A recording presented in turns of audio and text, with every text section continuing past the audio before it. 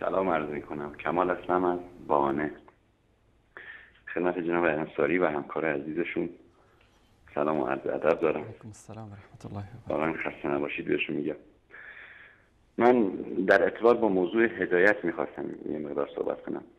هدایت اولا هدایتی که از جانب الله تعالی باشه، اختصاص نداره به شیعه و سنی و مذاهب و مسالک دیگه.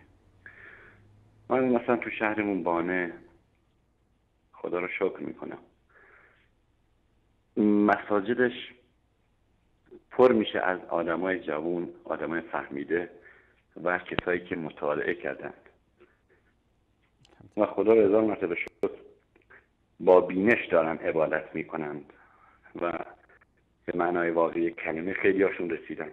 اما متاسفانه در همین شهر ما کسایی هستن که معتقد هستن به شیخ و به مقبره و اینجور مسائل.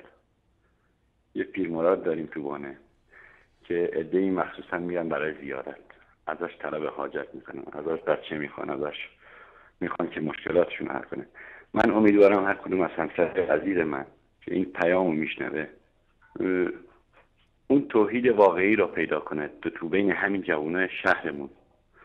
جمعه ها بره تو مساجد برای نماز ببینه اونجا چه خبره و هدایت واقعی را از خدا بخواد، کمک واقعی را از خدا بخواد. ما وقتی تو نمازامون روزی چندین دفعه تو نیایشامون چندین دفعه فقط میگیم خدا از کمک میخوایم، فقط تو را پرستش میکنیم، خب باید عملا هم بهش ایمان داشته باشیم.